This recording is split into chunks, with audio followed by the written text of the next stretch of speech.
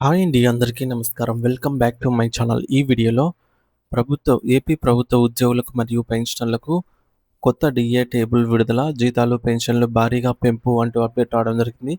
So, దీనికి సంబంధించిన పూర్తి వివరాలైతే వీడియోలో తెలుసుకుందాము.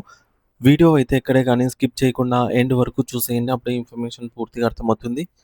అలాగే వీడియో చూస్తున్న ప్రతి ఒక్కరు వీడియోకి లైక్ చేయండి ఫ్రెండ్స్.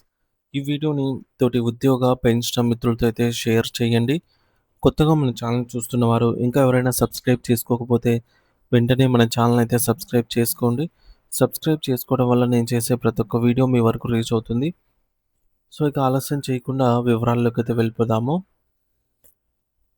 సో, ఫ్రెండ్స్, ఇక విషయానికి వచ్చినట్లయితే మనకు రీసెంట్‌గా ముఖ్యమంత్రి నారా చంద్రబాబు నాయుడు గారైతే 2024 జనవరి డీఏనైతే విడుదల చేశారు. ఇక్కడ టేబుల్ అయితే క్లియర్‌గా చూడొచ్చు. సో, రీసెంట్ డీఏ వచ్చేసి మనకు 2024 జనవరికి సంబంధించిన డీఏ అనమాట.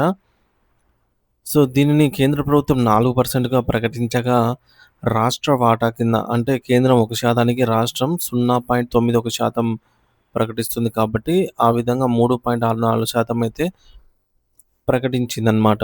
సో, దీంతో మనకు మొత్తం డీఏ అనేది ప్రస్తుతం 37.31% అయితే చేరుకుంది. సో, ఇది ప్రస్తుతం అయితే అమల్లో ఉన్నటువంటి డీఏ. సో, రిమైనింగ్ ఇంకా మనకు 2026 సంబంధించి జనవరి డీఏ కూడా కేంద్రం ప్రకటించింది కాబట్టి, మొత్తం 1, 2, 3, 4 డీఏలు పెండింగ్‌లో ఉన్నాయన్నమాట. సో, వీటి వాల్యూ మొత్తం 7.28% కాకుండా 12 పాయింట్ సంథింగ్ అనేది వస్తుంది. సో, ఈ మొత్తం అనేది మనకు ప్రభుత్వం నుంచి రావాల్సినటువంటి డీఏ అరియర్ అమౌంటు. మరి ఈ యొక్క నేపథ్యంలో కూటమి ప్రభుత్వం అధికారంలోకి వచ్చిన తర్వాత ఒకే ఒక్క డీఏను విడుదల చేసిందనమాట. ఈ డీఏకి సంబంధించి బకాయిలను కూడా 3 విడతల్లో చెల్లిస్తామని చెప్పేసి ప్రకటించింది. ఇందులో ఫస్ట్ ఒక 10% వచ్చేసి ఏప్రిల్‌లో ఇస్తామన్నారు. కానీ ఇవ్వలేదనమాట. అలాగే తర్వాత 30% వచ్చేసి ఆగస్ట్‌లో ఇవ్వాల్సి ఉంది. మరి అది వస్తుందా? రాదా? అనేది ఇంకా పూర్తి క్లారిటీ అయితే లేదు.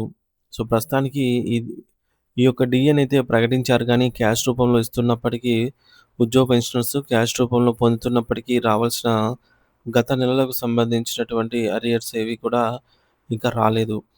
అంటే వాటికి సంబంధించి బిల్లులు పెట్టుకోవడానికి కూడా ఆప్షన్ అయితే ఎనేబుల్ కాలేదన్నమాట. మరి ఈ నేపథ్యంలో ఉద్యోగులు, పెన్షనర్స్ పెరుగుతున్న ధరల దృష్ట్యా కనీసం డీఏలనైనా ప్రకటించండి, వాటి బకాయిలను సకాలంలో చెల్లించండి అనైతే కోరుతున్నారు. సో, అలాగే కూటమి ప్రభుత్వం ఎన్నికల మేనిఫెస్టోలో ఇచ్చిన హామీ మేరకు ఉద్యోగ పెన్షనర్స్‌కు సంబంధించి మరొక డీఏనైనా ప్రకటించాలనే ఆలోచనలో అయితే ఉన్నట్టు తెలుస్తోంది. సో, ప్రభుత్వం గనక ప్రకటిస్తే ఇక జూలై 2024 డీఏనే ప్రకటించాలి. సో, ఈ డీఏను కేంద్ర ప్రభుత్వం 3%గా ప్రకటించగా, రాష్ట్ర ప్రభుత్వ వాటా 2.73% అయితే అవుతుంది.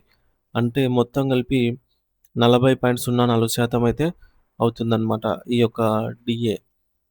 సో, వారి బేసిక్ పేని బట్టి ఎవరికి ఎంత అమౌంట్ వస్తుంది అనేది మనం ఇప్పుడు టేబుల్‌లో అయితే చూసేద్దాము.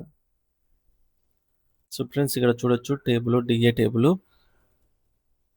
బేసిక్ పే అనేది రూ. 20,000 ఉన్న వారికి ప్రెజెంట్ అందుతున్నటువంటి 37.31%తో డీఏ అనేది రూ. 7,462 మాత్రమే.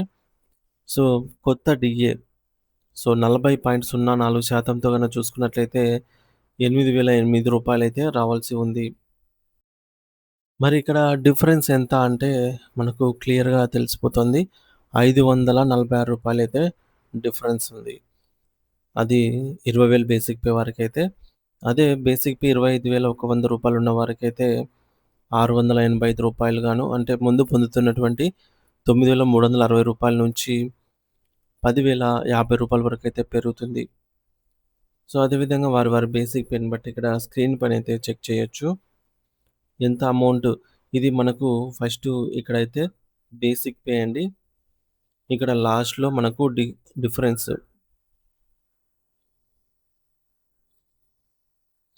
సో, చూసుకోవచ్చు. మీరు గూడా కాలిక్యులేట్ అయితే చేసుకోవచ్చు. సో, వారి బేసిక్ పేని బట్టి ఈ విధంగా 30,200 బేసిక్ పే ఉన్న వారికైతే రూ. 824 వరకు అదనంగా రావటం జరుగుతుంది. అదే బేసిక్ పే అనేది 40,400 ఉన్న వారికి రూ. 1,130, అలాగే బేసిక్ పే 50,600 ఉన్న వారికి రూ.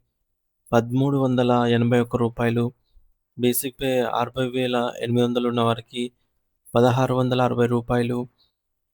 సో, మీ మీ బేసిక్ పేనైతే స్క్రీన్ పైన చెక్ చేసుకోగలరు.